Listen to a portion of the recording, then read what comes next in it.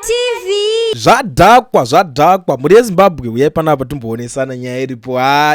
Inini amenosiya zvazvisukupinda musoro mangu nezuro Temba Mliswa akabuda achidedzera kuti zvoni dziri nyaya dzekudzingwa dzimwe kumagetsi dzikedzi, asi nyaya yekuti mungodzinga managing director wekuzesa no ari kunzi hana kana chaanoziva panyaya yacho because iri kunzi it's a whole system, but pari kunzonzoni ku-MID iyo inova intelligence yekuarmy inenge ichishanda futi nekupresidential guard nekuchinchino because neyo ndo inenge intelligence iri pamperi in terms of zvese zvinoitika munyika yeZimbabwe. Saka mapresident vanotowana intelligent wokubva kuarmy ikoko. Saka pari kunzi kuintelligence ikoko ndiko kunoshandwa futi nemukadzi waVP Chiwenga. Saka pari ndo painzi naTemba Mliswa anogona kunge ari suspect, anofanira kunge abatwe, but nyaya iyo yataurwa hazvisiri izvo zviri kuonekwa nevanhu. Munhu akuchinangwa nevanhu vese ndiJacob Mudenda. Ari kunzi zvoni right, why did Mudenda bring a torch to parliament? Why was he so prepared? He knew it. Mudhara ari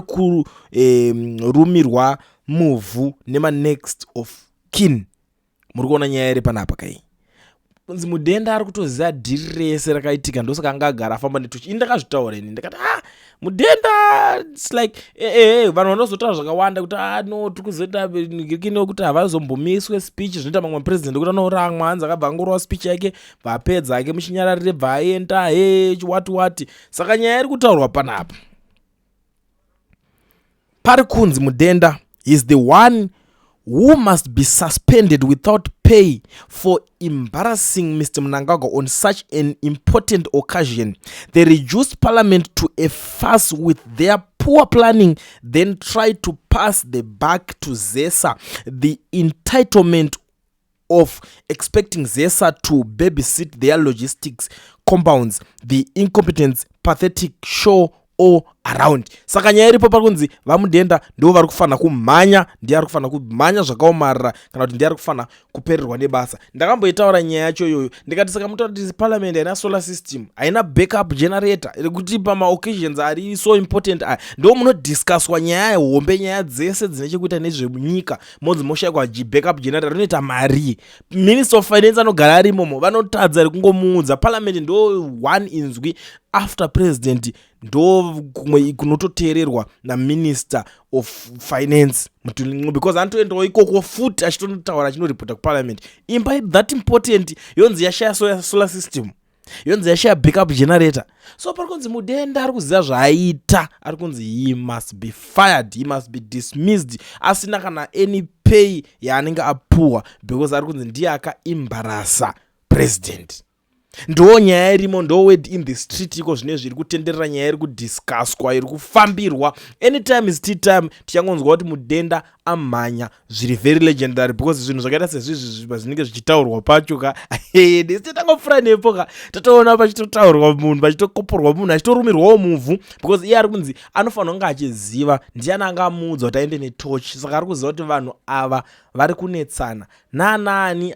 Izvo zvazvo it's his business, we don't care, in fact we don't know kuti ndani anowaneka ndingina, but ari kunzi ari kuziva vanhu vari kunetsana nevanhu. Ndo nyaya hombe iri kupisa panapa. Musati masara makateerera zvandoda kuti munzwe panapa because nguva ichiripo, I think kuchiri kusend ndikabva ndangokuzivisa kana uchingori muSouth Africa uda kuregister company ubvovhurwa FNB business account usina work permit kana kuti start permit, bata education research yana Mukoma Owen. Izveso vanokuitira without failing, haunide kuenda kwavari, vanokuitira vari kwavari iwe uri kwauri. Ndomumwe ndakambotaura zvapa imi vanhu vanoenda kumaprofita moswera zvemabatirwa repi nemaprofita, moswera zvemakusunga mazambia nemadhuku kunanga kumuprofita. Munhu waMwari here mimi? Ndambokuudzai, umwe noumwe citizen yemuZimbabwe usati wasumuka kuenda muprofita tanga wafunga ndimwari here kwandiri kuenda uko. Asi bhaibheri unaro rine mitemo yepasi rese, ati ndio constitution. Pana angachinja kwete. Asika ukaona vanhu vairi vatatu vakumira kuti kwanzi toda kuchinja constitution yenyika, ndini Dr. D. Handifungi kuti zvakati tasa-tasa,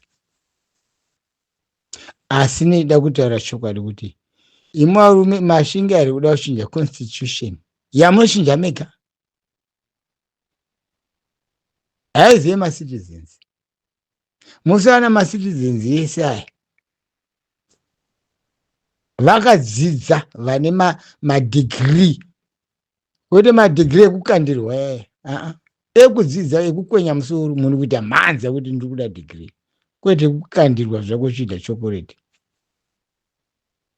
Muri kumatechi zvezvi sapita ameno ipapo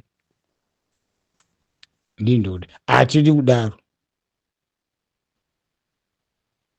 Handiti imi n'anga imimi mune simba rekutumira munhu nyuchi aba chikwama chine $5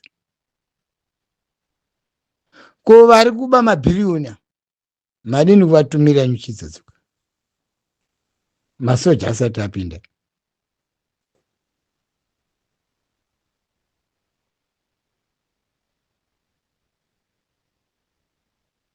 Nyuchi inotyisa kudarika futi, mombozviziva, unofanira heart attack. Ko madini kumbotumira ikokoko nyuchi dzenyu idzi.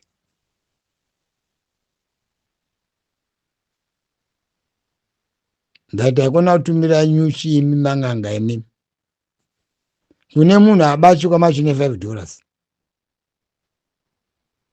nduzokurodza zve. Mukaona kamwana kadiki kane 10 years kukomberwa nenyuchi dzikuita shure atadzei mwana iye. Asi avari emi mwana momutumira nyuchi chaapara ndezvipi papa, ndekuti baba vaba $5 tumirai baba wacho. Sando zvatodawo kuti tiite imi manganga imi, ndini Dr. D. Musatumira nyuchi dzedu kuvana, tumira nyuchi dzenyu kuna baba, ndo vakaba, kwete isu. Muri panzwisa vana Zimbabwe yesu vakuti magetsi adona, ndekuti Dr. D ndo vari kutaura magetsi adona, makuti we want to investigate kuti magetsi adona sei. Ko magetsi ese ari kudona nyika yese iyi pane zvamakambo investigata. Ndanhasi wazozviona kuti ndo mararamiro ari kuita vana veZimbabwe aya. Vana vechikoro vachiverenga mabhuku vakatocha netochi, kana sherere kutenga kenduru hapana. Iyo tochi yacho ikatobaka bheta inoshaya moto kuichaja. Handindizvo. Saka hatidi kudaro. Apa ndiri kuda kuti nditaure zvinhu zvatonzwisana. Inini zvehondo izvozvo vakuru vakati vehondo ndo vanodini vanoitsvaka. Ivo ndo vanomutsa hondo mudanga mavo. Why? Ndekuti havasi kunzwisisa. Saka please, ini zvikora maidzokorodza chinhu chimwe chete Dr. D handidi. Ona vama kubomberwa dzimba, mahofisi. Ndiudzei, ndo vakunzi ndiwe terrorist. Asi ndi mabombera zvechi vanhu ofisi yavo. Varume ngatibudirane pachena. Mungati henyu Dr. D chidhakwa abandi chidhakwa chiri beta, but chenjera kuti ndimi monitsa sopa. but remember ndakataura shoko rimwe. Shoko iroro handiribvisi ngekuti mubhaibheri ririmo.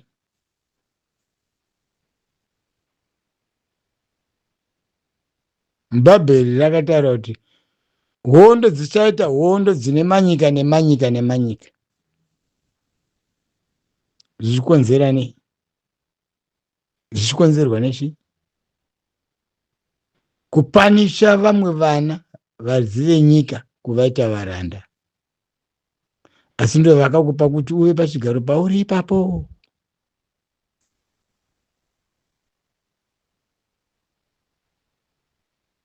Ndikutaurazve vana veZimbabwe, tisazvinetsa.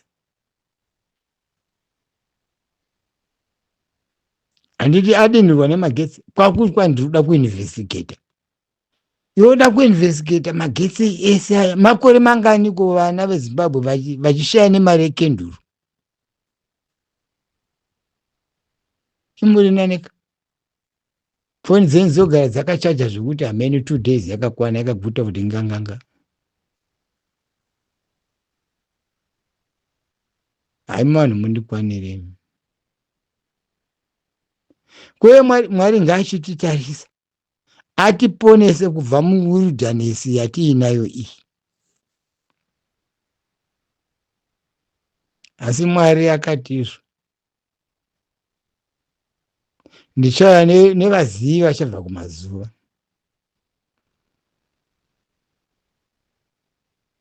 Vachadzidzisa kuti vanhu vazive kuti chinhu chakaipa ichi. Mukaona munhu akuzvimbirwa nenzara, kwete kuzvimbirwa nekuguta, kuzvimbirwa nenzara, kureva kuti nekubrain ikako ziye zvisina kuti tasa. Nzara inopengesa ende inopa hasha.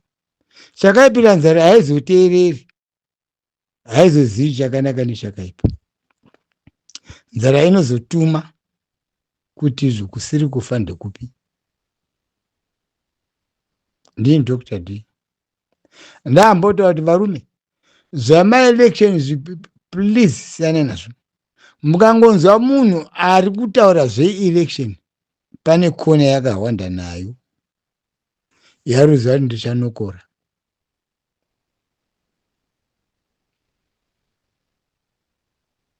Nzara ndeyeruzhinji rweZimbabwe. Vari kuguta vanhu vashomaneni. That is why ndichiwanzo kutaura ini muromo handifi ndakaurasa. Imi vakomana vane pfuti vemakamufresh. Ndimi masi yeZimbabwe. Ndimi munovhota masi isati yavhota. Ndini ndiri kutaura Dr. D. Ini Dr. D ndati zvokuswera vanhu tichingotendekanatendekana ka. Ichiziva kuti mwena wekuti tinochera takadai, mbeva tinobata takadai. Ngatitoreka mabhazi acho tioneka ticheri mbeva.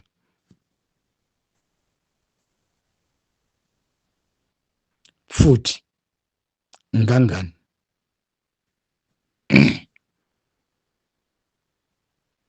Nyika ndeyerope. Kwakafiwa varume kumhiri uko.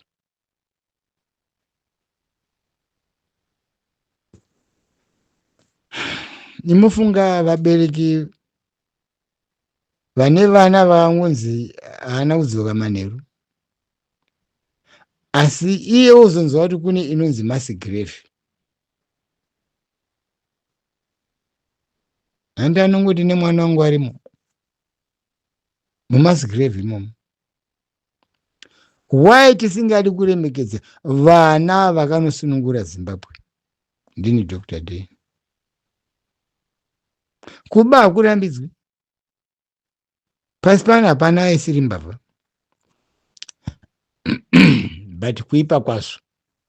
Pane kuba kunozodhingura chikero. Ipapoka. Kana wakuba zvinodhingura chikero, majaji oti haana kuba. Okay, pakanaka. Isu ngatisiyane nemajaji aya anopfekedzwa mamasiki aya,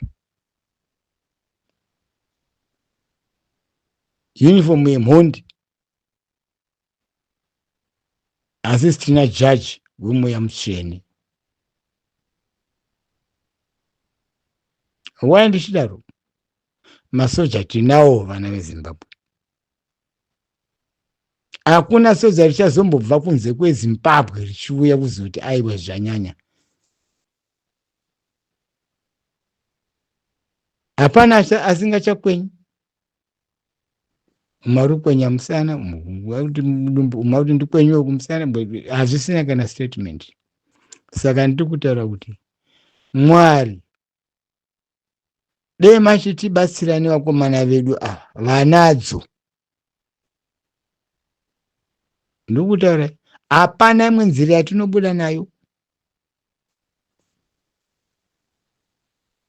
Ona mungada kuti apa pabhombewa, pabhombewa nani? Masi ndo yakunzi materrorist. Nhasi yakavhota, nhasi ndo yakunzi materrorist. Hai mani mundikwaniriwo please ndapota. Ndini Dr. D. Saka ni chichemo changu ndautochisiya mumaoko maMwari iye tenzi. Chinunurai vana veZimbabwe. Chisvunudzai vakomana vedu ava vachiona chiedza.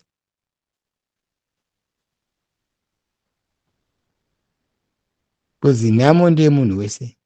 Kunze kwaivavo kadanga ikako. Ende akazi kadanga kehwaika, kadanga keshumba nemakarwe namataiga nemagungu.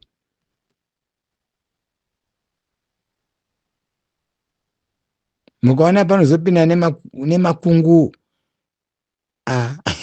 pipe gungu ruya ruzungu nhunga zvaparadzwa kudhara upenyu hwevana veZimbabwe.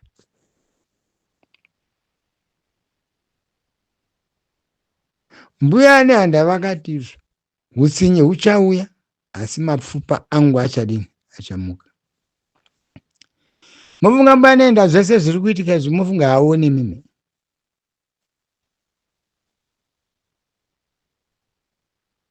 Handitauri zvokuti kwanzi ndiri muprofita. Maprofita musambotsikako.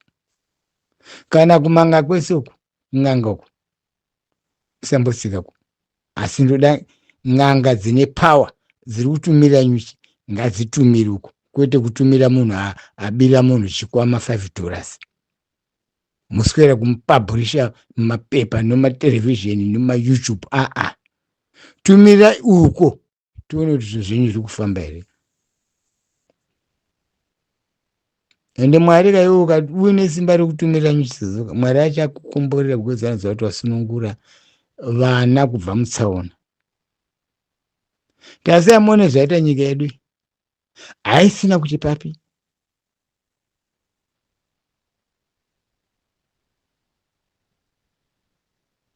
Alright. Tarisai vanhu vari kugirajueta manesi chii mazana vari kutobva makepesi naivo vakuru vacho. Asi vanovapa makepesi vachiti basa racho vanoriwana kupi? Kupfeka uniform nekepesi yaka hakuna kumboipa buda pikicha wakadaro. Asi ramangwana racho nderipi? Usiku. Ndini Dr. D. Isu ini ndinoti Mwari ngaatibatsire vakomana vaite sevanopenga. Ndo pane nyaya yangu. Zvimwe zvese kupedza nguva. Ndakambotaura inini kuti Mbumburu haina kuti ndiri billionaire. Ikarira vakomana hapana anosara. Ndini Dr. D. Ndozvandotaura chete. ko zvimwe zvese tiri kutambisa nguva pambumbura apa.